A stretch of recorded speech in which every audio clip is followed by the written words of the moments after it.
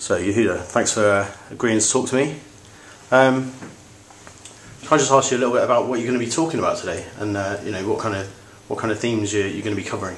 All right. So we are going to talk about winning's speciality and the field of identifying and creating winners. That's what we do best. Winners. What is a winner? Winner is someone who is very, very strong in the way they maximize their potential, and this is thanks to what we discovered as winning intelligence. So winners are not necessarily the most talented or the most skillful people, but they have something that helps them a lot in doing two stuff together. A, to maximize their potential no matter what, even under pressure and in competitive situations, as well as they keep on improving all the time.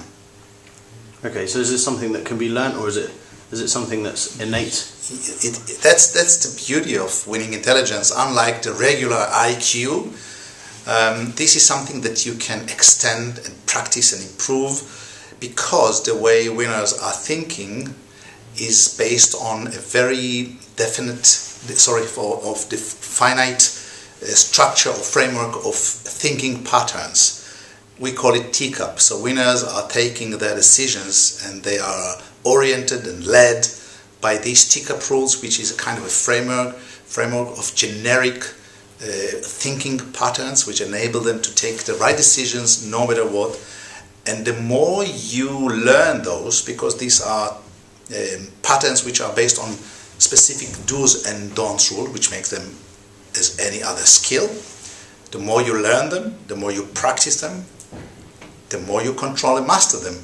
And that's how you extend your winning capacity, what we call the winning intelligence. So, I mean, can you kind of explain a little bit what you mean in terms of the decision-making frameworks? Like, give me an example. Oh yes, because basically we are talking about 12 generic rules. I'll give you maybe one or two examples so you know exactly what I mean. For example, winners will never repeat their mistakes. Winners are human. They make mistakes, but they won't repeat their mistakes. We call it, they would never put themselves trapped in unnecessary corners, which means they won't risk unnecessarily their chances of success. They are not the type of people who will try to prove that from any position, any situation, they can bail out. No. If there is something that may be regarded by them as stupid risk, uncalculated risks, they won't do it. So these people who are the master of the world in how to deal with pressure, if there is unnecessary pressure, they won't be there. They won't create unnecessary conditions. No way, not them. They are the master of the world in simplify life, which means they won't get trapped in unnecessary corners on the one hand.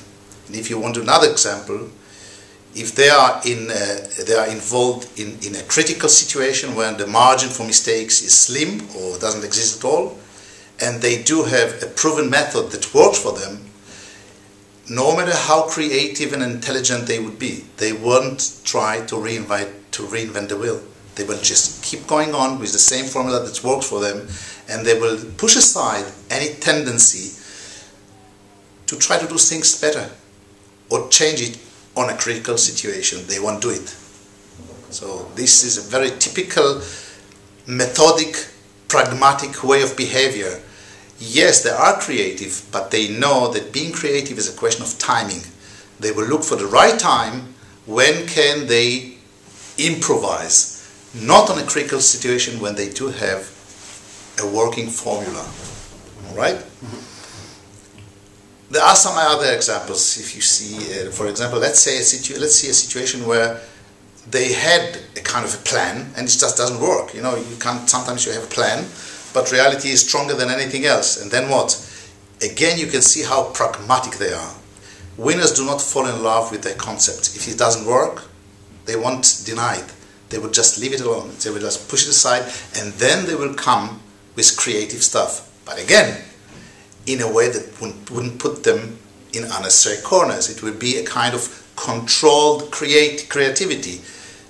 So these are winners. Winners are very, very pragmatic in the way they act, and it's completely in opposed to the way people are tending to perceive winners. Normally, people tend to perceive winners in a very, very stereotypical manners. Very this, very that.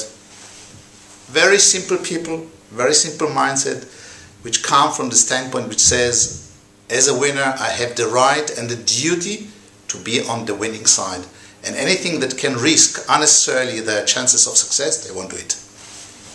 So how vital is it? You talked about performing under pressure and making these decisions in a pressurized situation or a competitive situation. How vital is that kind of facet? You know that when we are under pressure, one of the first reactions to pressure is no time. And that's why people are either freeze or just become too hasty in the way they take their decisions. Winners know the secret, and they know the truth that under pressure there is almost always more time than you feel. And in the moment, at the heat of the pressure, they just remind themselves that fact. And then they get back to the positive way of thinking, which is teacup. The purpose of teacup, these 12 rules of do's and don'ts, their purpose is to nullify all the type of negative thinking which are part of pressure. That's normally, that's human. Their way of acting the right way, in contrast to what negative thinking would take them, is to activate, to mobilize teacup. On top of teacup, they activate a process of what we call debriefing. A winner will always strive to know all the time, even on a real-time basis, whether or not are they on a winning track. Meaning, are they or are they not acting upon the teacup rules? They don't look for reasons or chances or opportunities to reinvent the wheel, as I said. They have the structure, the generic taking decision framework, and they insist and they are committed to this framework of decision-making rules, and they are all the time keep debriefing whether or not they take the decision upon these rules. That's what they keeps them very concentrated, very focused, very pragmatic, and very effective. So how do you spot someone who's employing this method, or do people do it without even thinking about it? I think that this is part of our business. It's not just to teach people teacup and the way winners are debriefing, because as I mentioned, the whole issue here is what we call winning intelligence, and it's a skill. You learn these teacup rules, these very specific rules. The way winners are debriefing is based on, again, very simple method. But the interesting thing here is that plenty of people are doing all this stuff without being aware to it.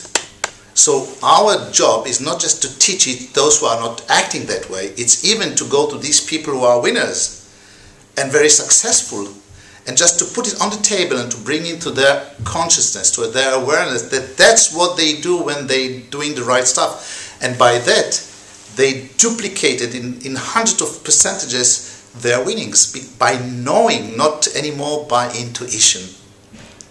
So that's our role as well, not just teaching, but bringing to the people's awareness what actually do they do when everything's going their way. They are not necessarily know. So, you're going to be talking at Training Zone Live this afternoon. What are the key things that you would like people to go away from the session having learnt that they might take back? I think that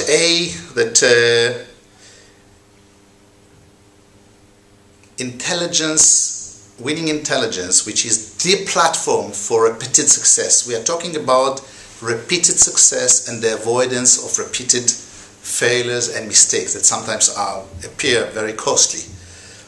That's what winners are doing best. They know how to deliberately repeat success and to avoid repeat failures and unnecessary mistakes.